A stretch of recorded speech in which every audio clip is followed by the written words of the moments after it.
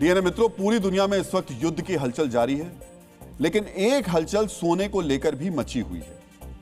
यह एक अलग तरीके का युद्ध है, जहां हथियार नहीं चल रहे, परमाणु विमान नहीं उड़ाए जा रहे, समुद्र में बारूदी सुरंग नहीं बिछाई जा रही, लेकिन अर्थव्यवस्था और आम लोगों के लिए यह युद्ध भी उतना ही खतरनाक है। यह युद्ध सीधे तौर पर आपको प्रभावित करने वाला है, इसलिए इस विश्लेषण को आपको आज बहुत ही ध्यान से देखना चाहिए। मित्रों, इसे आप गोल्ड वॉर भी कह सकते हैं। कल तक जो सोना रोज कीमत का नया रिकॉर्ड बना रहा था, उसमें आज अचानक गिरावट आ गई। दुनिया भर के सेंट्रल बैंक सोने का भंडार बढ़ा रहे हैं। इस सब के बीच परमाणु हमले से बचने के लिए बनाए गए बंकर में सोना जमा किया जा रहा है। ध्यान से सुनिएगा, जो बंकर परमाणु हमले से बचने के लिए बनाए गए, उनमें सोना जमा किया जा रहा है। सोने से जुड़ी इस हलचल का असर भारत में शादियों पर पड़ रहा है। भारत जैसे पारिवारिक देश में सोने की अलग अहमियत है। भारत में सोना सिर्फ चमक नहीं है, बल्कि परिवार की विरासत, सुरक्षा, परंपरा, संबंधों और समृद्धि का प्रतीक है। यह संबंधों को सुनहरा बनाता है, लेकिन सोने की बढ़ती कीमत से शादियों में सोना खरीदना मुश्किल हो गया है। अगर ये कहें कि आम आदमी के हाथ से सोना छीन लिया गया है, तो गलत नहीं होगा। शादियों में सोने की महंगाई के असर से पहले आपको जानना चाहिए कि दुनिया में सोने को लेकर क्या चल रहा है। डीएनए मित्रों, रोज कीमत का नया कीर्तिमान बनाने वाले सोने में आज अचानक गिरावट आ गई। सर्राफा बाजार में सोना लगभग 9,500 रुपए गिरा, जबकि चांदी के दाम में करीब 40,000 रुपए की गिरावट आई। यानी एक दिन में सोना 5% से ज्यादा क्रैश हुआ, जबकि चांदी 10% से ज्यादा गिरी। यानी एक दिन में गोल्ड क्रैश कर गया और चांदी भी क्रैश कर गई। India Boolean and jewellers association के मुताबिक 10 ग्राम 24 कैरेट सोने का भाव 9,545 रुपए गिरकर 1,65,795 रुपए पर आ गया, जबकि 1 किलो चांदी की कीमत 40,638 रुपए गिरकर 3,39,350 रुपए रह गई। डीएनए मित्रों, मल्टी कॉमोडिटी एक्सचेंज की बात करें तो सोने चांदी के दाम में और भी ज्यादा गिरावट आई। MCX पर आज एक समय चांदी का दाम 17% तक गिर गया था, वहीं सोने का दाम 9% तक गिर गया। सोचिए, सोने और चांदी का दाम बढ़ते बढ़ते अचानक धड़ाम हो गया। कहा गया कि दाम में गिरावट के पीछे मुनाफा वसूली है, यानी मुनाफा कमाने के लिए बिक्री की गई, जिससे दाम अचानक गिर गए। यानी बहुत से लोग सोने में निवेश कर रहे हैं, जबकि कुछ ऐसे लोग हैं जो दाम में बढ़ोतरी के समय मुनाफा कमाकर बाहर निकल जा रहे हैं। भले ही आम लोग लंबे समय के लिए सोने में निवेश कर रहे हो, लेकिन मुनाफा कमाने वालों के लिए यह सोने के निवेश से बाहर निकलने का समय बन गया है।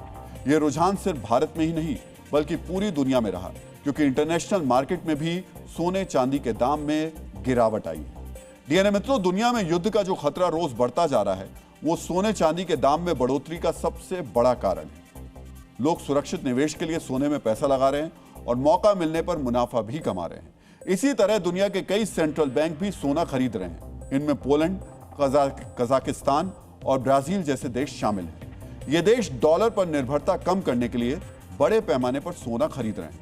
अमेरिकी डॉलर में आई गिरावट की वजह से भी सोना महंगा हो रहा है।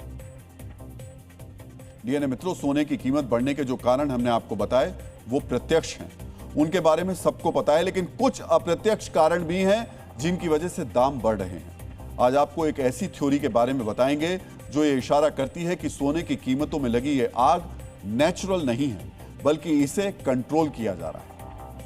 मित्रों, आज हम आपको दुनिया के एक ऐसे बंकर के बारे में बताने जा रहे हैं जहां सोना स्टॉक किया जा रहा है। स्विट्जरलैंड में शीत युद्ध के समय बनाए गए करीब 3 लाख पुराने परमाणु बंकर अब भी मौजूद हैं। आज की तारीख में इनमें से ज्यादातर बंकर बेकार पड़े हैं, लेकिन एक बंकर ऐसा है जिसमें बीते कुछ महीनों से काफी हलचल है। यहां हर महीने सोने से लदे ट्रक पहुंच रहे हैं। बताया जा रहा है यहां कई टन सोने का भंडार जमा किया गया है। लेकिन सवाल उठता है, इतना सोना कौन जमा कर रहा है और क्यों जमा कर रहा है? डीएनए मित्रों, हो सकता है आपने टेथर का नाम नहीं सुना हो। यह क्रिप्टो करेंसी की दुनिया की सबसे बड़ी कंपनियों में से एक है, जो डिजिटल डॉलर बनाती है। इसी कंपनी ने अब सोने का नया खेल शुरू किया है।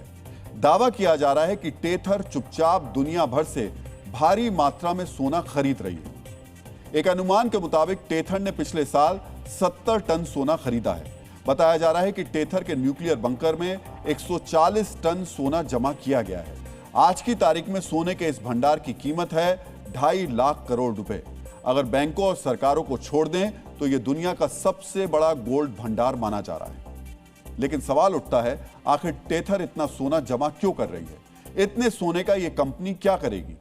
मित्रों, दुनिया जिस अनिश्चितता के दौर से गुजर रही है उससे डॉलर पर लोगों का भरोसा कम होता जा रहा है और दुनिया धीरे धीरे सोने में निवेश कर रही है। दुनिया भर में इस ट्रेंड को देखते हुए ही टेथर कंपनी ने चुपचाप सोना खरीदना शुरू कर दिया और साल 2025 में किसी एक देश से भी ज्यादा सोना खरीद लिया। मतलब यह हुआ, एक साल में कोई देश जितना सोना खरीदता है उससे ज्यादा सोना इस कंपनी ने अकेले खरीद लिया है। मित्रों, इस जमाखोरी का नतीजा यह हो रहा है कि सोने के दाम लगातार बढ़ते ही जा रहे हैं। टेथर जैसी कंपनी ने मार्केट से इतना सोना खींच लिया कि बाजार में सप्लाई कम हो गई और कीमतें आसमान छूने लगी। स्विट्जरलैंड में सोने की जमाखोरी हो रही है और इस जमाखोरी की सबसे बड़ी कीमत भारत के लोग चुका रहे हैं। डीएनए मित्रों, दूसरे देशों में सोना केवल ज्वेलरी और निवेश के लिए महत्वपूर्ण है, लेकिन भारतीय संस्कृति में सोना धन की देवी मां लक्ष्मी का प्रतीक भी है। अथर्ववेद में वर्णन है कि सोना सबसे पवित्र धातु है जो धारण करने वाले को शुद्ध रखता है। सोने की इसी शुद्धता की वजह से शादी से लेकर त्योहारों तक इसका महत्व है, लेकिन सोने की कीमत में बढ़ोतरी के कारण इसकी खरीदारी पर काफी असर पड़ा है। पिछले साल सोने का दाम लगभग 65% बढ़ा और आज के क्रैश को छोड़ दे तो नए साल में भी यह सिलसिला लगातार जारी है। इसी का असर है कि भारत में सोने की ज्वेलरी की बिक्री में भारी गिरावट आई है। वर्ल्ड गोल्ड काउंसिल के अनुसार 2025 में भारत में ज्वेलरी की मांग में 24% की भारी गिरावट आई। लोग अब ग्राम की जगह मिलीग्राम में सोना खरीदने के बारे में सोचने लगे हैं। पहले शादियों में 100 ग्राम सोने पर 6 से 7 लाख रुपए खर्च होते थे, लेकिन अब इतने ही सोने के लिए 17 से 18 लाख रुपए खर्च करने होंगे। यानी शादियों में केवल सोने पर खर्च से 2.5 से 3 गुना बढ़ोतरी हुई है। यह खर्च मिडिल क्लास के लोगों की पूरी जमा पूंजी को खत्म कर रहा है। डीएनए मित्रों, सोने की बढ़ती कीमत के कारण लोग अब 14 या 18 कैरेट सोने की ज्वेलरी खरीद रहे हैं, जबकि आमतौर पर 22 कैरेट सोने का आभूषण सबसे अच्छा होता है। यानी दाम बढ़ने की वजह से लोग कम प्योरिटी वाले सोने का गहना खरीदने के लिए मजबूर हो रहे हैं। आज आपको आम लोगों की बातें भी थोड़ा ध्यान से सुननी चाहिए।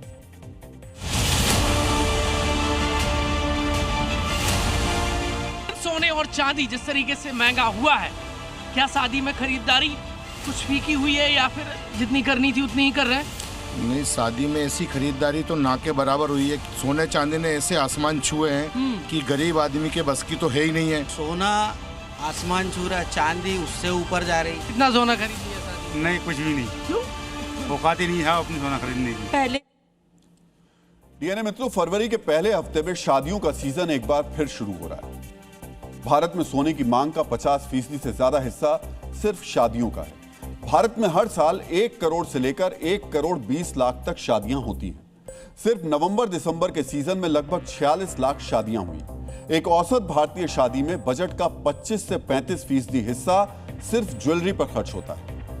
लेकिन सोने की कीमत में आई तेजी के कारण लोग कम ज्वेलरी खरीद पा रहे हैं। शादियों में सोने पर खर्च तो बढ़ गया, मगर सोने की मात्रा काफी कम हो गई है। डीएनए मित्रों, यहां आपको यह भी जानना चाहिए, आम भारतीयों ने महंगाई की वजह से सोने के आभूषणों की खरीद भले ही कम कर दी हो, लेकिन सोने के सिक्कों और बार में निवेश 17% बढ़ गया है। डिजिटल गोल्ड और गोल्ड ईटीएफ में निवेश 283% बढ़ा है। यानी लोग रियल एस्टेट या जमीन की तरह सोने की खरीद भी निवेश के लिए कर रहे हैं। आज के समय में कोई भी व्यक्ति मोबाइल के जरिए डिजिटल गोल्ड में निवेश कर सकता है। जो लोग पैसा बैंक में जमा रखते हैं वो पैसा ज्यादा मुनाफे की उम्मीद में डिजिटल गोल्ड में लगा रहे हैं। इससे लिक्विडिटी तो बढ़ रही है, लेकिन सप्लाई कम होने के कारण दाम आसमान छू रहे हैं। यानी ज्यादा दाम के बावजूद सोना निवेश का जरिया बन गया है, लेकिन आज का क्रैश ऐसे निवेशकों के लिए भी खतरे की घंटी। डीएनए मित्रों, हमारे देश के हर परिवार में, आपके भी घर में गोल्ड और सिल्वर के बढ़ते दामों पर जरूर चर्चा हो रही होगी।